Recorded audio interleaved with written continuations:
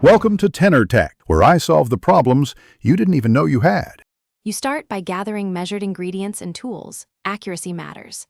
Measure powder and water on a scale. 2 parts powder to 1 part water is typical, then pour water first to limit clumps. Use a clean bucket and a rubber spatula. Mix briskly for 30-60 seconds until slurry is uniform. Once done, rest the mix 1-2 minutes to let air rise. Make sure to work quickly. Plaster sets fast, so have your mold positioned and prepped before pouring. Next, remove air and ensure full coverage. Once the mix is ready, pour in a steady, thin stream from a height. This helps reduce bubbles.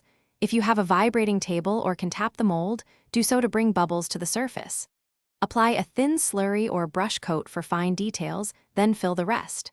Make sure not to overmix. Extended mixing adds air and weakens the set. Monitor working time and keep tools clean between batches. Finish by letting the casting cure properly. Initial set is often 15-30 minutes, but full strength develops over 24-48 hours depending on thickness. Once firm, demold carefully to avoid chipping, pry slowly and support edges. Trim seams and sand after full cure.